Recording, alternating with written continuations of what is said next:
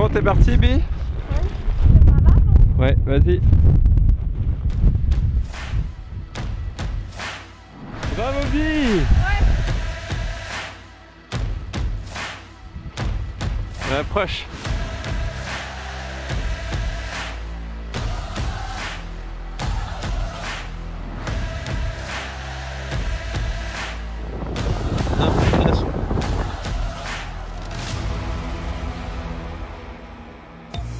Bienvenue dans Voyage autour du monde, je m'appelle Bi. Et moi Justin, nous voyageons depuis plusieurs années afin de découvrir la beauté de notre monde. De retour en France, j'ai proposé à Bi de créer le camion d'expédition de nos rêves. Alors, rejoignez l'aventure du retraite. Là, on arrive au cap ultime de cette première partie du voyage qui est Le Nord Cape. de rejoindre le Cap Nord. Ouais. Alors attention, il y a deux caps nord. Il y a un cap nord symbolique et accessible en voiture et un second qui est situé à 1,6 km plus au nord.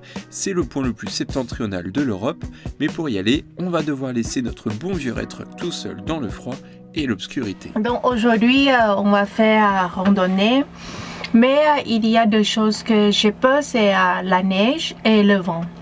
Parce que le vent est très très fort. Et normalement, la température ici, ce n'est pas trop froid. C'est moins 10, moins 12, pas plus que ça. Là, du coup, je vous fais un petit bilan météo. Il est 6 h du matin actuellement et on risque de partir aux alentours de 7 h. Au début, ça va être assez venteux, jusqu'à 27 nœuds, et plus la matinée avancera, moins le vent sera fort. Mais je reste assez méfiant car le vent n'est jamais nul à cette latitude. Concernant la température, il n'y a pas de meilleur créneau. Il fera entre moins 15 à moins 7 degrés. J'ai donc peur que la neige soit trop molle. Et enfin, au niveau des précipitations, le ciel devrait être assez dégagé, mais nous risquons de faire notre retour sous quelques flocons. Je regarde la météo tous les jours et c'est de loin notre meilleure opportunité. Alors pourquoi Bi, elle dit que c'est important d'avoir une température très froide? C'est parce que plus c'est froid, plus la neige elle est dure. Et lorsque nous allons marcher, ça sera plus simple. Parce que nous n'avons ni ski, malheureusement, ni raquettes. C'est 9 km à l'aller, donc 18 km aller-retour. Il faut des pêches là. T'as raison, mais on va poser la dernière question ultime et vous devez répondre en commentaire. Lorsqu'on mange des céréales, faut-il verser le lait sur les céréales ou verser les céréales dans le lait? C'est à vous. Vous avez 5 secondes pour répondre. Avant de quitter le rétruc qui est tout gelé, je vais vous raconter pourquoi cet objectif du Cap Nord est si important pour moi. Il y a 12 ans, lorsque j'avais 15 ans, pour séduire une fille de ma classe qui était passionnée de lecture, je me suis mis à lire 2 livres pour l'impressionner. Le premier, c'est Sur la route de Jack Kerouac et le deuxième, Into the Wild de Jon Krakauer. Et finalement, ces 2 livres ont été une vraie révélation. À cette époque, j'étais persuadé que pour la séduire, je devais faire un voyage intérieur aussi difficile que celui de Christopher McCandless ou Sal Paradise, et que soudainement, elle allait tomber à mes pieds. Alors j'ai mis de l'argent de côté pour préparer un voyage de dingue, le Cap Nord. J'ai réparé un max de téléphone et une bonne partie de mes économies ont servi à m'acheter cette fameuse veste pour le froid que je porte depuis que j'ai 15 ans. Malgré mes efforts, je n'ai jamais pu réaliser ce projet et je ne suis jamais sorti avec cette fille. Mais aujourd'hui, après tant d'années, je suis enfin à quelques kilomètres du Cap Nord, j'ai amorti le prix de ma veste et je vais réaliser cette aventure avec une personne que j'aime. Si vous voulez plus de détails, je vous invite à lire mon livre « Apprenti aventurier, tout quitter pour changer de vie ». C'est bon, t'es parti, Bi? C'est par là, non? Ouais, vas-y.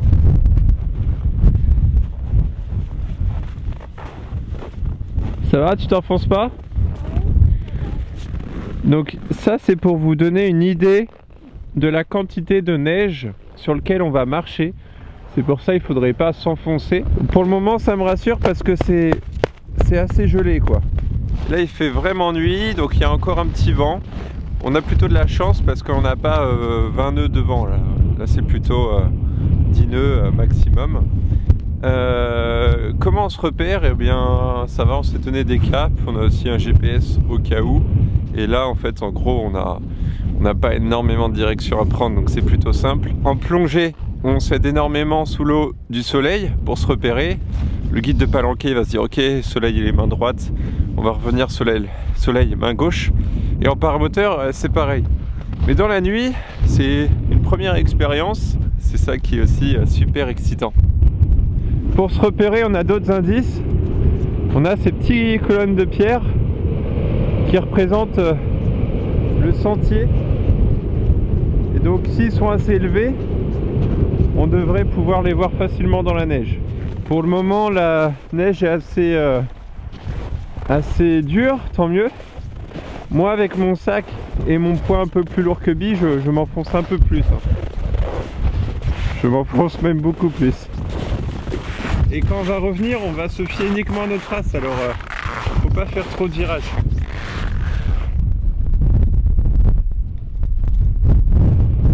Ah yes, Bi, sur ta droite là. Sur ta droite.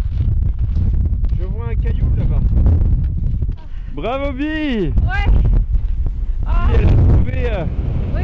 après 1 kilomètre qu'on cherche ce caillou, Ouais. elle l'a trouvé, on est sur la bonne direction. Yes. Oui. On a un petit peu de chance parce que le vent là, il change pas de sens depuis le moment qu'on est parti. Et on garde le vent main gauche. Ça nous aide énormément à nous repérer. Vous n'allez pas nous voir, mais on a une bonne nouvelle. À partir de maintenant, il doit être 8 heures, on éteint les lumières. Car en réalité, l'œil humain voit très bien dans l'obscurité. De nuit, nos pupilles se dilatent pour laisser entrer le plus de lumière possible, un peu comme le diaphragme d'un appareil photo. L'adaptation à l'obscurité prend entre 20 à 30 minutes. C'est juste beaucoup de vent, peut-être qu'il faut parler plus fort. Là, ça devient dur là. On commence à pas mal s'enfoncer. Alors, pourquoi c'est Bi qui lead?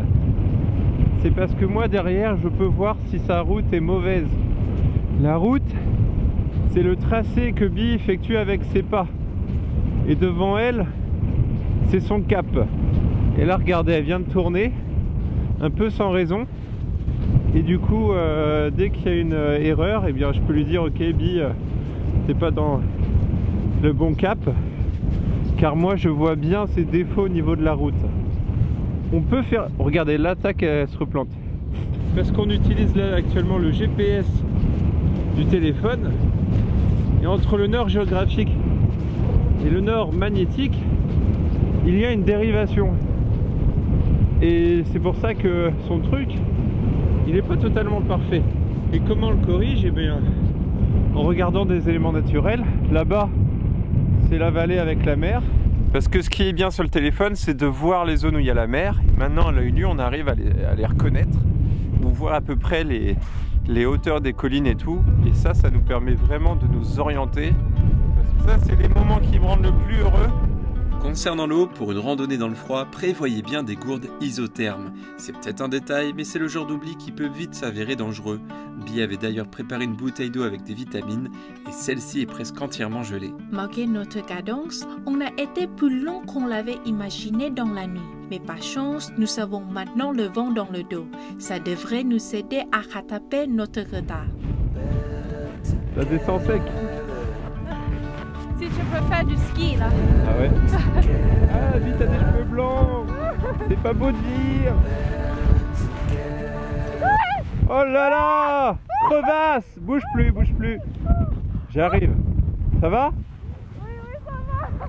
Pauvre Bi. Ça va, c'est pas une crevasse.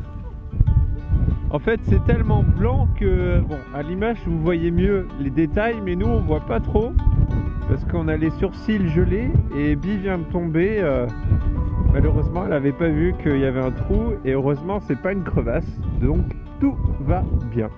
Ça va, Bi? Oui, c'est juste là, c'est la neige dans le dos. Ah, ça c'est horrible. Il faut absolument que tu retires la neige. Ouais. Mais ça va, c'est pas si grave. Bi, maintenant, on va l'appeler Bi Grill. Les aventures de Bi Grill. Ici, c'est le lac. Bon, ça va, il est complètement gelé, mais on va quand même faire attention. En passant par le lac, on devrait gagner quelques minutes. J'ai vérifié, il est tellement glacé que l'on pourrait le traverser avec le truck sans problème. Avec cette luminosité, c'est beaucoup plus simple d'évoluer dans cet environnement. Mais je prends le temps de retenir notre parcours et de mémoriser les collines et ruisseaux que nous traversons. Vu l'heure, on va revenir au camion de nuit. Ce qui est assez frustrant, c'est qu'on est très proche. Quand on regarde, on a l'impression d'y être, allez hop, dans 5-10 minutes, et en fait que dalle, il reste encore 4 km. C'est impossible de définir les distances ici, et d'ailleurs on voit le parking du Cap Nord, mais Mais le vrai Cap Nord là au bout, eh bien on se dit ouais, dans 1 heure on n'y est même pas. Et je pense qu'on mettra un petit peu plus de temps au vu du dénivelé et tout ça et du chemin qui est un peu glissant. Pour dévaler les collines sur les fesses, j'ai chargé Bi de mon sac à dos, mais finalement, le résultat n'est pas aussi optimal que je l'aurais imaginé. La glace colle un peu trop aux vêtements. Salut, le train est parti. La meilleure solution que Bi a trouvée. Ça va? Oui, très bien. Donne-moi ta main. C'est bon. C'est bon? Ouais, on y va. On y arrive, on y arrive. C'est au bout là. C'est au bout. Pas grand monde ici. Hein. J'avais dit 10 heures, plus de vent. Il est 10 heures et il n'y a plus de vent. Maintenant vous pouvez m'appeler Monsieur Météo. Le seul souci c'est qu'on a beaucoup de retard. Il reste 2 km à faire. Et en fait on s'enfonce trop, la Bi s'est encore enfoncé.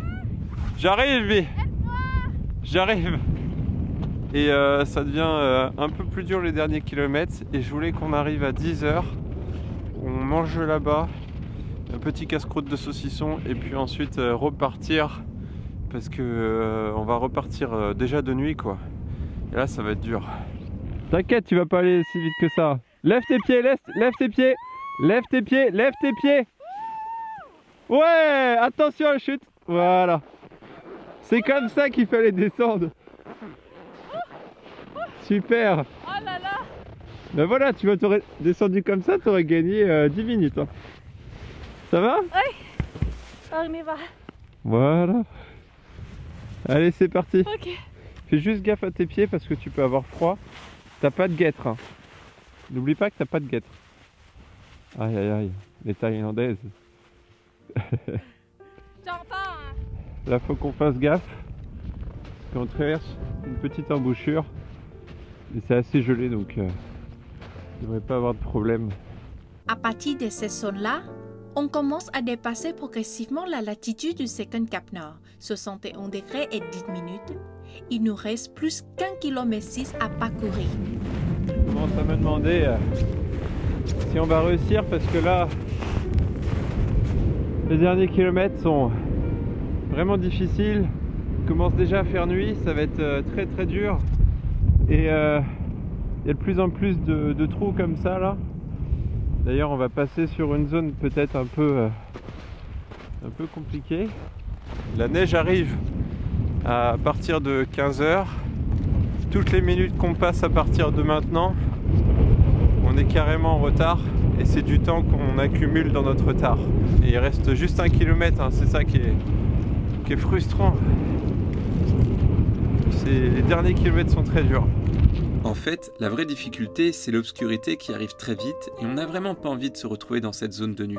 Il y a des sortes de petites gorges qui sont assez profondes et nous n'avons aucune idée où passer. Le souci, c'est que ça nous ralentit énormément et on passe notre temps à descendre et monter pour essayer de les traverser sans tomber dedans comme dans une crevasse. Parfois, elles sont recouvertes de neige et c'est encore plus dangereux. On a essayé de passer par la mer, mais c'est beaucoup trop large pour les franchir en sautant sans matériel. J'ignore où passe le sentier en été, c'est assez mystérieux, mais le temps presse. On doit trouver une solution ou renoncer. Ah, je suis à 150 mètres je pense, mais là, il y a plein de trucs comme ça, de zones, de petits canyons.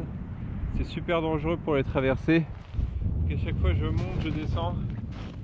J'ai décidé de monter, mais je sais pas si c'est une bonne idée. Là, je sais pas trop ce qu'il y a dedans.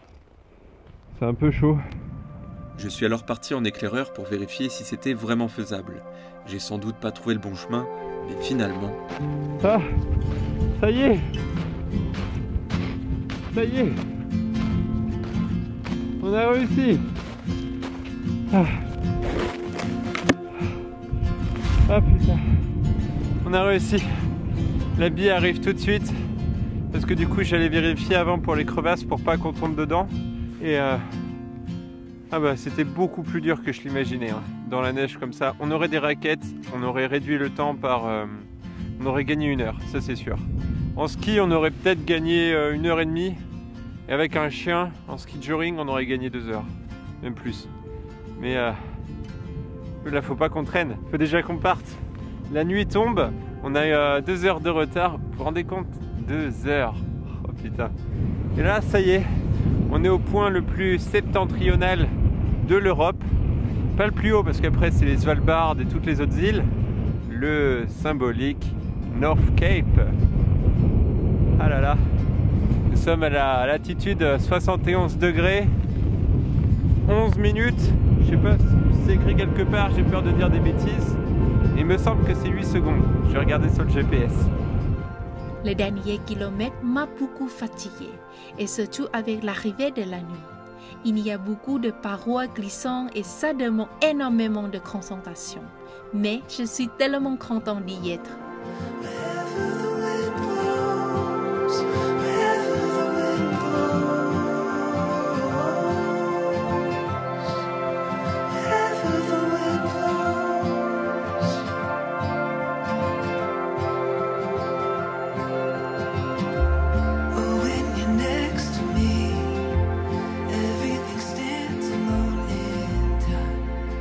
Bon, c'est quoi la suite, Bi? On va où? Il faut rentrer dans le camion parce qu'il fait nuit dans le sol. Ouais, la dernière fois c'est en novembre et ça c'est nous. Ouais. Oh bien. Voilà. Bon, maintenant la suite de l'aventure va se poursuivre jusqu'au Cap des Aiguilles en Afrique du Sud. Oui. Je pense que le plus dur reste à faire en termes de kilomètres et de mécanique sans doute. Oui. Mais j'espère très fort qu'on va réussir. Ah, j'ai le nez congelé. J'ai retrouvé mon mouchoir. Ah, finalement, voilà, il peut... Enfin me moucher, putain. Voilà, et merci à tous et à toutes d'avoir regardé toutes les vidéos ces saisons 2 du voyage autour du monde. Ça a été 16 jeudis à partager avec vous, c'était une très belle expérience, 16 super aventures, on a appris beaucoup de choses. Oui. Et le plus dur dans cette aventure finalement, ce n'était pas le froid, c'était de filmer dans ces conditions. Oui, et je trouve que ça c'est un vrai sport. D'ailleurs, si vous souhaitez nous soutenir sur cette chaîne YouTube, parce que les vidéos que vous regardez, elles sont gratuites, on évite d'avoir des placements de produits, il n'y en a eu aucun durant ces 16 épisodes. Je vous invite à acheter ce livre, c'est la meilleure façon de nous soutenir, ou alors offrez-le à un ami, c'est le livre Apprenti Aventurier, tout quitter pour changer de vie. Et grâce à votre soutien, ça nous permet aussi de renouveler notre matériel vidéo, notamment pour la saison 2, il y a eu l'apparition d'une nouvelle caméra qui était la caméra 360 degrés, qui permettait d'offrir des fois une autre manière de filmer, un autre point de vue, donc c'était assez intéressant à utiliser comme caméra. Et puis là, prochainement, on va renouveler notre drone parce qu'il se fait vieux, il nous fait n'importe quoi depuis plusieurs semaines, donc, donc voilà. Il perd le contrôle. Il perd la boule. Oui. Et voilà, et pour terminer cette vidéo, on va vous raconter comment on a fait le retour au camion parce que toutes les choses qui passaient, ce n'est pas du tout comme on a prévu. Pas du tout, c'est pour ça que cette vidéo s'appelle Du rêve au cauchemar. Vous avez vu la première partie du rêve, maintenant, place au cauchemar. Ben, c'est dommage, c'est un peu frustrant. À peine temps de manger, il faut déjà y aller. Magnifique, hein? Quand on est reparti pour faire encore 9 km de retour, moi, j'avais plus d'énergie, de la phrase, rien du tout. C'est comme je faisais que tomber. Et il y a un moment que je suis tombée presque de la mer parce que c'était glissant. La première erreur, c'est que depuis qu'on est parti en fait pour cet objectif Cap Nord, c'est qu'on en parle tellement que quand on arrive au Cap Nord pour de bon, on a eu un état d'euphorie. C'est normal, hein, on avait une joie énorme, super intense, de se dire ça y est, on est là, on a enfin un point géographique du Cap Nord. Mais le problème, et ça c'est super dangereux, c'est pour ça qu'on en parle dans cette vidéo, ça crée aussi un état de fatigue énorme, parce que aussitôt on relâche la pression, et quand on relâche la pression, eh bien c'est pas bon. Parce que la vraie réussite de cette randonnée, c'était quoi? C'était pas d'aller au Cap Nord. C'est pour retour.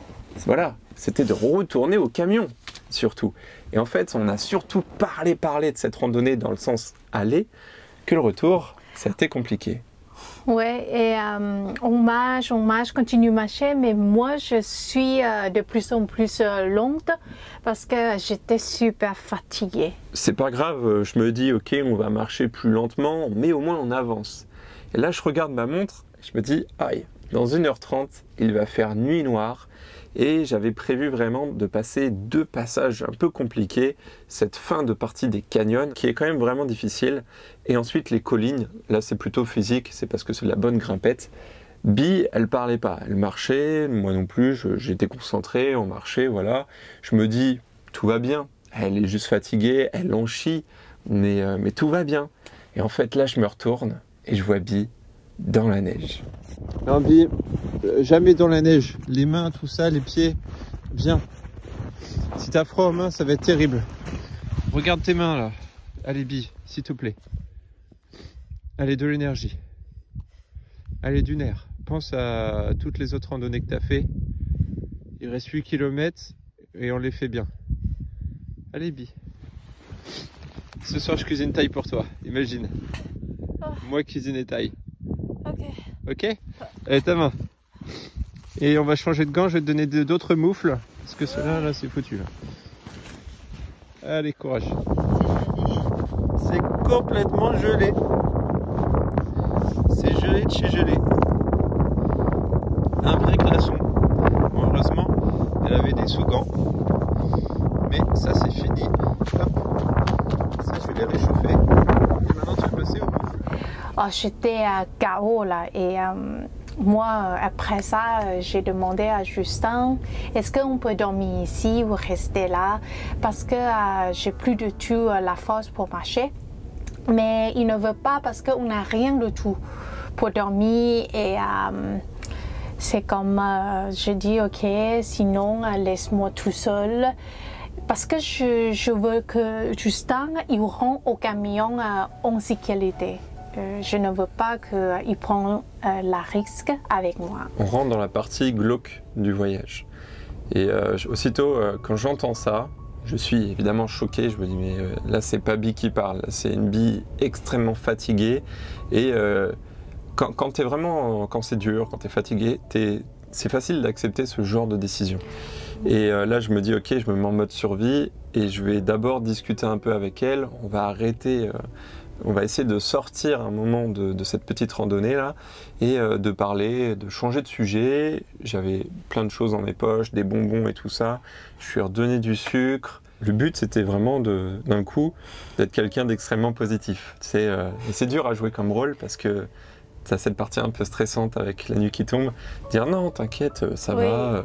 Oui, mais après tout ça, j'ai commencé à me sentir mieux.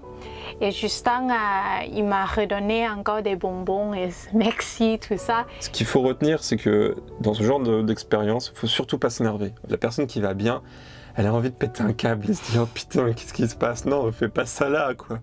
Mais non, il faut être... ah t'inquiète, ça va aller, faut surtout pas se disputer parce que c'est là que tu crées en fait un vrai danger. Et le vrai danger dans ce genre de situation, c'est tout simplement les personnes qui s'énervent qui le créent. Allez, Bi, courage. Jusqu'au caillou, une petite pause. Allez, debout. J'ai proposé à Bi de faire 10 pas. Voilà, 10 pas, c'est pas insurmontable. Et une pause. Et on a fait ça pendant à peu près 1h30. 10 pas, une pause.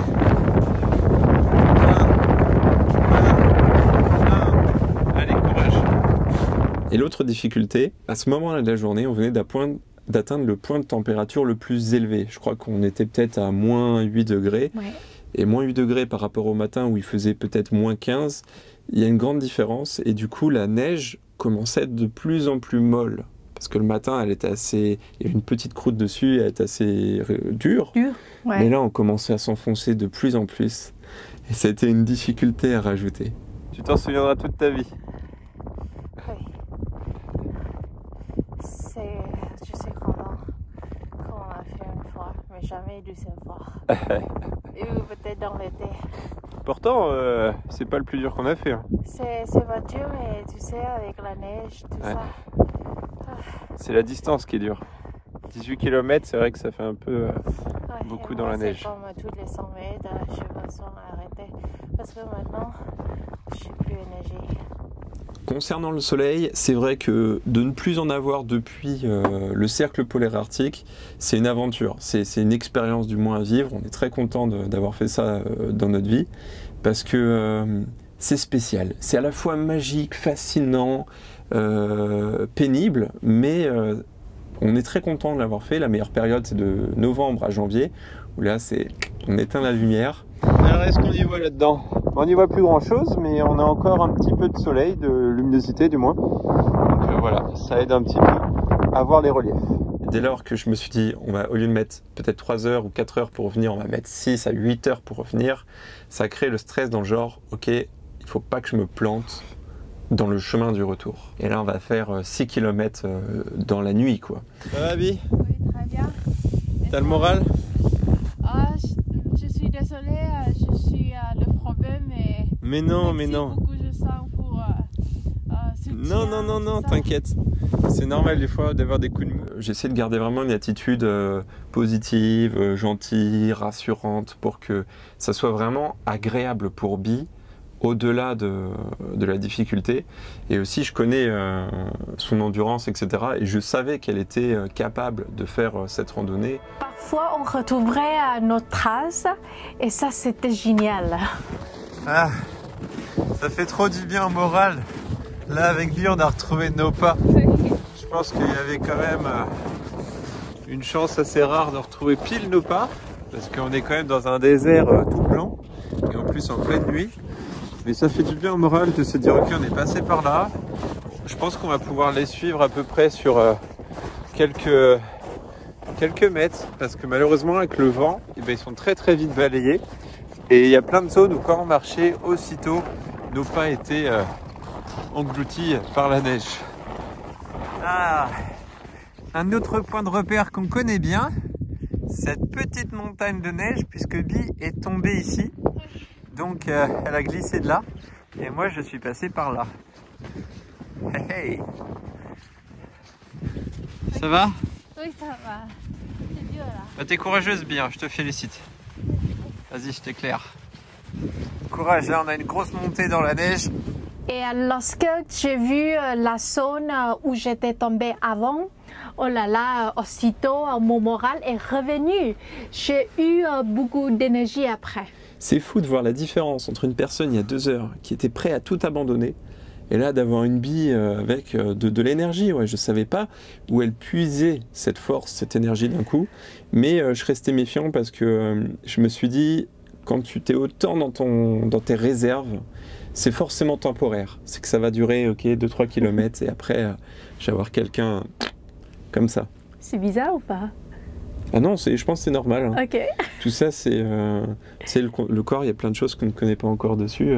C'est de l'adrénaline et tout, je ne sais pas ce qui t'a stimulé. Là, ma pauvre Bi, elle va bien dormir ce soir, et moi aussi. Parce que là, on en est à 19,5 km. Il nous en reste encore 2. On a fait un petit peu plus de kilomètres parce que on s'est un peu trompé des fois. Bah, c'est normal, on voit rien. Et je pense que dans la neige, en ressenti, ça doit faire 25-30 km parce que c'est physique. Bravo, championne! Ah, c'est le grand bateau. Mais là, Bi, elle a le sourire. Elle sait qu'on arrive bientôt. Juste en face de nous, c'est un croissant de lune. C'est magnifique, il est énorme. Malheureusement, sur les caméras du téléphone, on ne voit pas. Mais ça, je peux vous dire, ça fait du bien au moral. Et en plus de ça, c'est que ça nous donne un repère beaucoup plus gros que les étoiles pour s'orienter. Et du coup, on va marcher avec la lune, main droite. Alors le fait de voir la lune, ça m'a redonné énormément d'énergie. Mais bon, une bonne nouvelle amène toujours une mauvaise nouvelle. Ma lampe vient de me lâcher, ça y est. C'est ma lampe de plongée Aqualange. Mais elle a tenu longtemps là, parce qu'on a été à pleine puissance. Oui. Et c'est pas grave, il nous reste les frontales, mais j'économise un peu la mienne. Alors les batteries, les piles, ça c'est le plus chiant dans ce voyage, puisque tout ce qui est au lithium en fait, ça n'aime vraiment pas les basses températures. Et là d'ailleurs dès qu'on rentre, il va falloir renouveler toutes nos parcs de batteries, que ce soit drone, caméra, machin, parce que ça n'aime vraiment pas le froid. Ça va, Bi? Bientôt, courage! Bravo, Bi! Ça y est, que d'émotions, entre de la joie, de la peur, de Ouais, tout. aujourd'hui, je sais pas, mais je pense qu'on a toutes les émotions. Ouais. Et le Red Truck nous éclaire, on le voyait de loin, et c'est un peu comme notre phare aujourd'hui, c'est notre maison d'aventure.